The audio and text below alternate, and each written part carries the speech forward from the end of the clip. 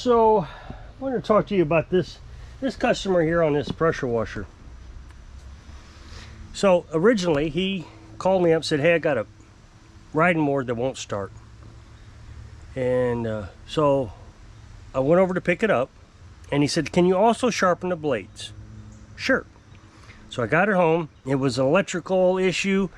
The wire that went from the ignition down to the starter solenoid had come loose.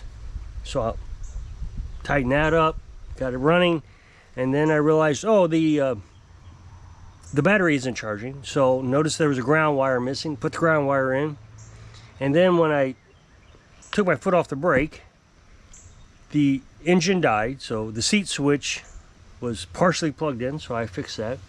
The next day I got up and I went to sharpen the blades, and there was one blade missing and two of them just dangling there. So I saw a bolt that I had lost yesterday. So I told him about it, and then I realized there was two spindles that were messed up, and I showed all this to him. So just to be clear before I get too far in the story. So he said, yeah, go ahead and repair it. So I repaired it, and within 2 days I had it done. I called him up. He said, yeah, bring it right over. I brought it over, and I took the spindles and the belts and the blades and everything with me so I could show him everything. And he was happy, paid me my money, and said, hey, take this and get it fixed. No hurry. So I picked it up, I put it in the back of the truck, and I brought it over here. Well, it was just some carburetor issue. I think it took me 4 days, if you count the weekend, and I had it repaired. So I called him up and said, hey, it's ready to go. He said, great, great, great. He says, I have another piece of equipment I want you to repair. It's a pulling, you pull it behind your ATV or your lawnmower. It has its own engine. It's like a brush hog for your lawnmower. So you can cut with your lawnmower and pull this thing off to the side, and it will cut. It's 60 inches. So he says, let me dig that out, and I'll call you this afternoon. Well, it was already 1:30, so he dug it out, and at 6 o'clock he called and said, yeah, I got the this thing out. You can come get it. And I said, well, can I come get it tomorrow? Because it's 6 o'clock. By the time I get back, it's gonna be 7, and, wrapping up the evening. No problem. And then his wife, I could hear in the background, said something. He says, you know what, I got a doctor's appointment at 9 o'clock, and then I got to go to this thing, and I'll call you tomorrow. I said, great, no problem. So 4 o'clock rolls around. That's my closing time. I work 6 to 4. And I called him, and no answer. Okay. I said, well, I'll call you again tomorrow, no big deal. So I called again today. He's got 2 phone numbers, and I called both phone numbers. He didn't pick up. I text messaged him last night and today. No reply. So he's avoiding me. I'm convinced of it. He's avoiding me. And I don't know what I did wrong. I honestly don't know what I did wrong. He seemed completely satisfied 2 days ago when I called him up and said it's ready. Okay, let me get that other piece out. He seemed a little annoyed when I identified who I was, and he says, oh, hi, Rob, like he was annoyed. But then when he realized it was finished, he was like, oh, okay, yeah, that's great. I don't understand that. The problem with this is, the thing I have such an issue with is I've got money invested in this. There's carburetor costs and all that. I got a new fuel line. I got new shut-off switch, a fuel shut-off switch. And I almost bought a battery for it and thought differently. It was a $100 battery because it's a push-button start. It can do a push-button start. And I thought, you know what, $100 for that, that's a little high. If he wants it, when I drop it off, I'll say, okay, give me the money for it, and I'll get it for you. But if he doesn't pay, see, me thinking ahead, if he doesn't pay, I'll never get the money out of that to replace, for that battery. So I decided not to get the battery, and when I drop it off, he still wants the battery. give me the cash. And that's how I kind of handle it, is if the part that he wants me to buy costs more than what the machine is worth, then I won't buy the part. I'll ask him for money up front, because the whole idea is I can sell the machine and get my money back at least. You know, I got let's say I got $30 invested in this. I won't get the $30 and labor cost out of it. I'll be lucky to sell this for 50 bucks. It's not worth putting a lot of money into it. So I literally redid this, if he doesn't pay me, for free. He gave it to me. He doesn't pay. I sell it for, you know, 30 to 50 bucks. I might make $20 off of this. And you know, I don't know what to do about that. I have no idea. And the thing is, I won't be able to sell it this year. You know, you got to go through a process. You got to send certified letters, and I'm not even sure I understand the process. I don't know if I have to go to court to actually do this. In which case, what am I going to do there? I don't want to go to court. You got $30 filing fees and all that. So I will have to contact a lawyer and figure out how I'm supposed to go through that. So that's more money. So I've lost the money is my point. If he doesn't pay, I can't sell it. So the bigger problem is it's a pressure washer. Let's say I have to wait a year before I can sell it, or 9, you know, whatever it is.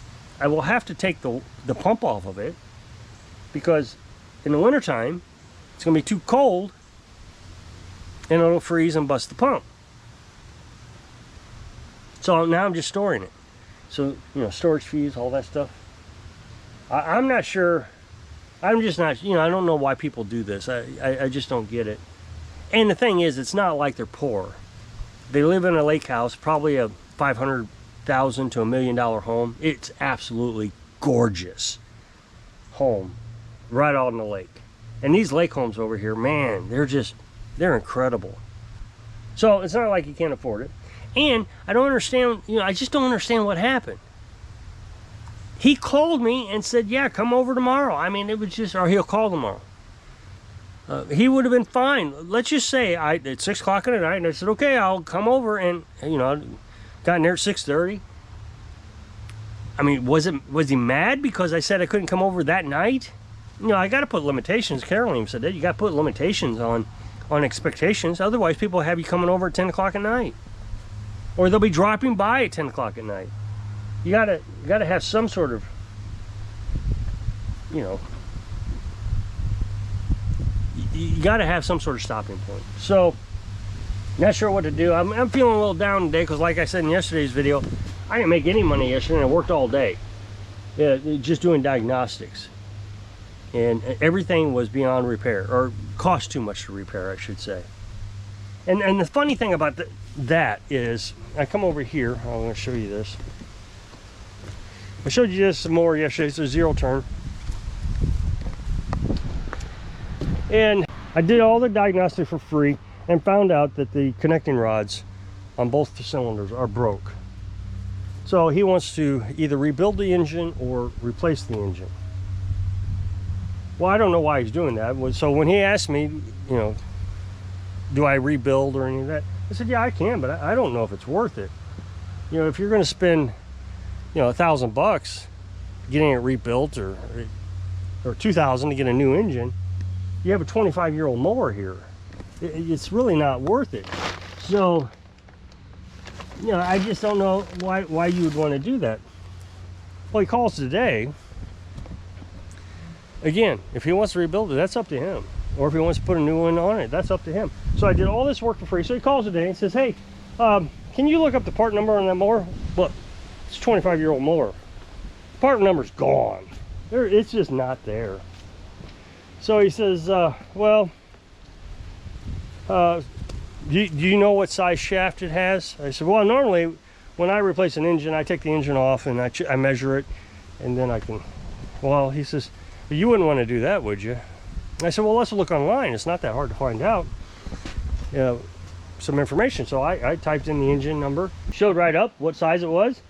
So I sent it to him, and he says, okay, good. There's this guy over in this other town, I mean, miles away, probably 100, 200, well, maybe 150 miles away. He does rebuild, so I'm gonna have him rebuild it. Okay, so I've done all this work for free telling him what's wrong with his engine so he can have somebody else rebuild it. And I don't understand why he did it, because I said I did it. I just don't know if it's worth it. I mean, if you want to do it, that's fine. But I tried to be honest with the guy. You know, I would love to take your business. I would love to take your money. But in the end, I'm trying to be honest and say, look, you know, I don't want to steal your money either. And it's starting to occur to me, this is why mechanics are so dishonest. Because the customer is dishonest. You see it all the time. Customers, yeah, you need this and that and this and that. You need all these things done to it. But if you are too nice, then they just walk all over you. Like the guy with the zero turn, and like the guy with the pressure washer. Just walk all over you. So, you know, I don't know what the solution is. You know, I get discouraged, and I talk to Carolyn. Should we continue this? I mean, and the thing is, I just went up to the post office today, sent off my quarterly taxes, and there is a guy who runs a tire shop, and he's closing down, and he says, I send all the business to you that ask me about lawnmower repair. I said, I sure do appreciate it. So the reason I bring that up is because apparently the people who have status in this area still think I do a good job, and they're willing to, you know, send people my direction and put their name, you know, their stamp of approval on it. So I don't get it. I don't understand it. You know, Carolyn says it's because I don't have a shop, which may be. Maybe that's what it is. But, you know,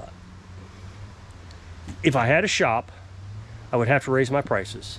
If I raised my prices, I still wouldn't get the customers because they couldn't afford it.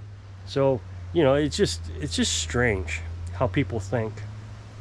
So anyway, if you'll click this up next box, it'll take you to a video over my other channel. Really appreciate if you go check it out. So I hope I can inspire you to figure out people. Well, maybe not. So you live your dreams. Thanks for watching.